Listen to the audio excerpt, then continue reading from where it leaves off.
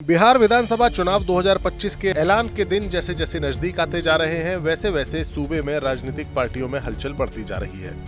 दोनों प्रमुख गठबंधन एनडीए और इंडिया अभी तक अपनी सीट शेयरिंग के फॉर्मूले को तय नहीं कर पाए हैं। जहां तक इंडिया अलायंस या महागठबंधन की बात है, तो यहां सबसे बड़ा सवाल त्याग और जिताऊ सीटों का है। गठबंधन में नए सहयोगी दलों के शामिल होने और पुराने सहयोगियों के बढ़े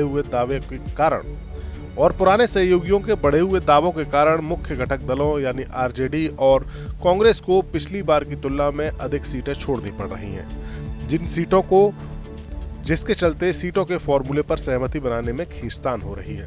मीडिया रिपोर्ट्स के हवाले से मिली जानकारी के मुताबिक इस बार बंटवारे में आरजेडी और कांग्रेस दोनों को ही बड़ा त्याग करना पड़ सकता है। चर्चा है कि आरजेडी जो पिछली बार 144 सीटों पर लड़ी थी, उन्हें इस बार 135 सीटों से कम पर चुनाव लड़ने को वो तैयार नहीं है, जबकि कांग्रेस भी 2020 में लड़ी गई 70 सीटों की तुलना में कमोबेश उतनी ही सीटों की मांग कर रही है।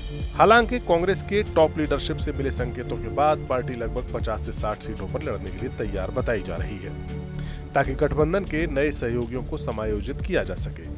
सीट बंटवारे में सबसे बड़ा पेच नए सहयोगी दल विकासशील इंसान पार्टी यानी वीआईपी और वाम दलों की बढ़ी हुई मांगों से आया है। वीआईपी की मुखिया मुकेश सहनी ने लगभग 15 से 20 सीटों की मांग की है। वहीं भाकपा माले, जिसने पिछले चुनाव में शानदार प्रदर्शन किया था, अपनी प्रासंगिकता को देखते हुए 40 सीटों तक का दावा कर रही है।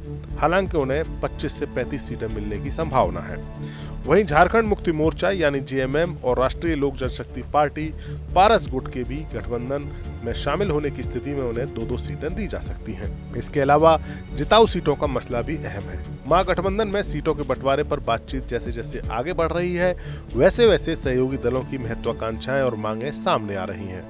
आरजेडी की अगुवाई वाले इस महागठबंधन में दूसरे सबसे बड़े दल कांग्रेस ने पिछले हफ्ते जिताऊ सीटों की मांग करके सीट बंटवारे को न केवल पेचीदा बना दिया, बल्कि ये कौतूहल भी पैदा कर दिया कि आखिरकार कौन सी सीटें हैं जो जिताऊ हैं और कौन सी हारने वाली। सोर्सेस के मुताबिक कांग्रेस 243 सदस्यों वाले बिहार विधानसभा में 70 सीटों की मांग कर रही है, लेकिन इनमें 27 सीटों की ऐसी डिमांड है जो जिताऊ है, यानी जहां पार्टी उम्मीदवार की जीत की संभावना ज्यादा है।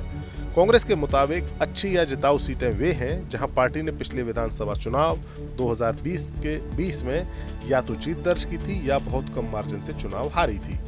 बहरहाल अब देखना होगा कि महागठबंधन में सीट शेयरिंग का फैसला कब होगा, कौन सी पार्टी कितनी कुर्बानी देगी और कौन सी जिताऊ सीटें किसे मिलेंगी।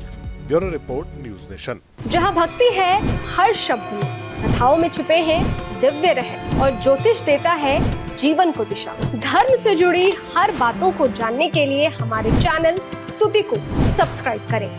चैनल पर जाने के लिए इस लिंक पर क्लिक करें।